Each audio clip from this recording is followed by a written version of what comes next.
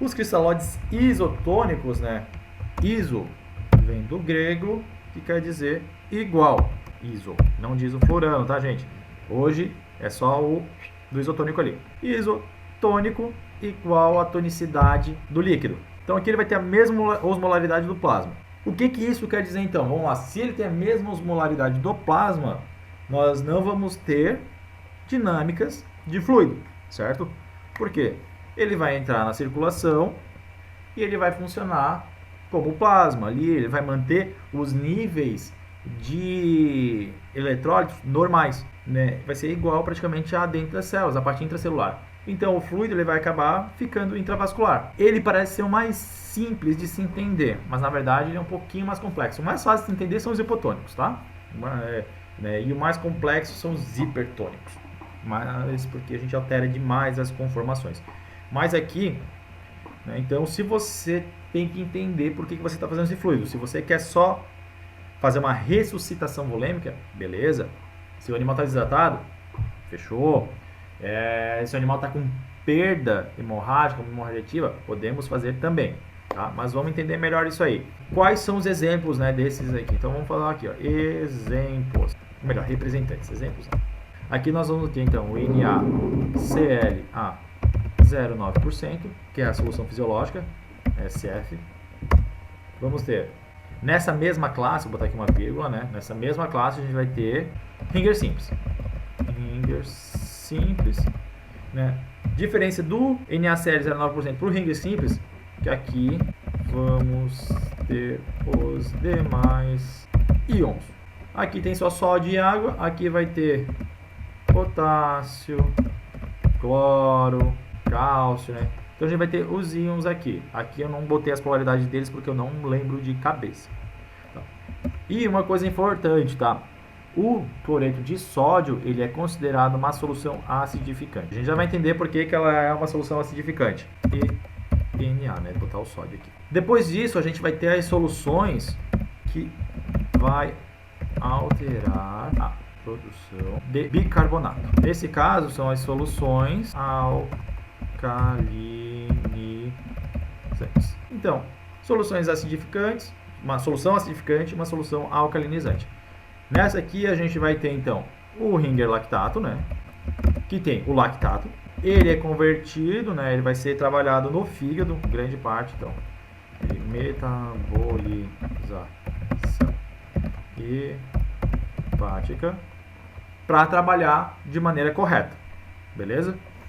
Ah, Bruno, então quer dizer que animal hepatopata eu não posso usar Ringer lactato? Pode usar sem problema. Então, posso usar no hepatopata.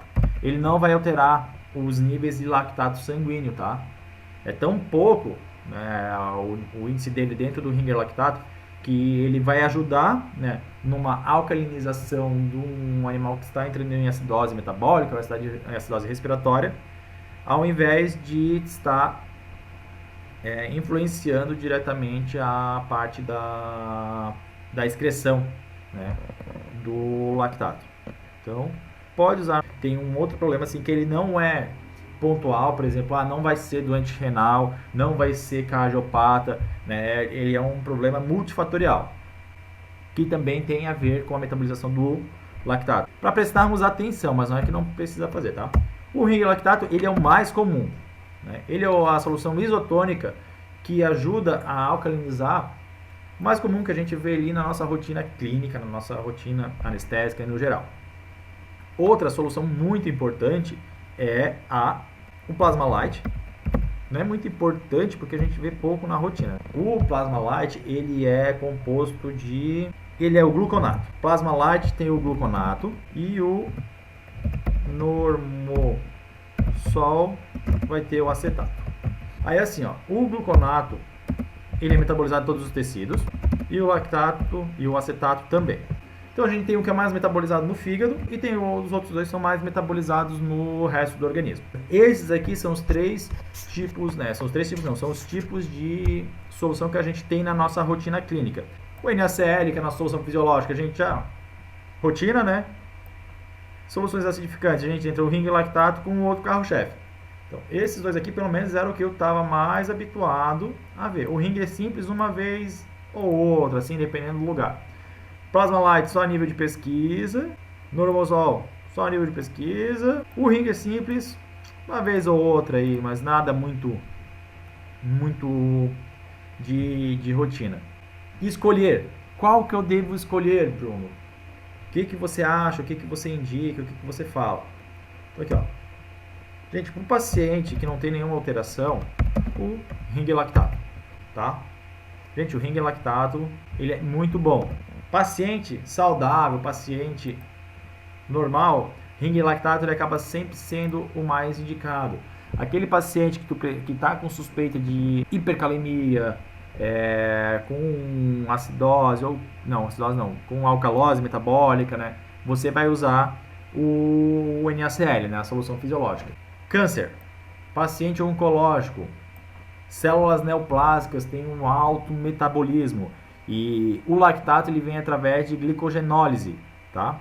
A glicogenólise ela vai incumbir com a produção de lactato no final. Só que já tem estudos mostrando que esses pacientes que têm, né, que eles vão ter o lactato aumentado devido à neoplasia, na verdade não vai estar aumentado, né? Ele tem uma produção maior. Quando você começa a infusão de Ringer lactato, nas primeiras 2 horas o lactato está aumentado, né? Mas depois o lactato normaliza. Paciente oncológico e paciente hepatopata, de boa, pode fazer, não tem problema. Esse aqui é o caso clássico, né? Paciente com obstrução uretral, né? Ele vai sempre estar com potássio aumentado, ele vai sempre estar nesse padrão de alteração metabólica, tá? Então, informações importantes e simples sobre cristalóides isotônicos. Esses dois aqui, ó, base da anestesia. Informações importantes. Bolos de fluido no paciente hipotenso, fazer com cuidado. Por quê? Porque ele vai ficar só meia hora ali no sangue, esse volume que você injetou. Então, durante meia hora, você vai ter um controle da pressão. Se você não achar a causa, se você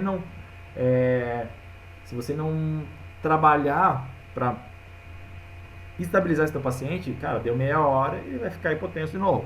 Às vezes, esse bolo de fluido ele é o suficiente para quê? Para você terminar a cirurgia, desligar o anestésico e aí o próprio organismo já responder à hipotensão, né? Mas em outros casos, você faz o bolo de fluido para preparar uma segunda opção, uma segunda artimanha, tá?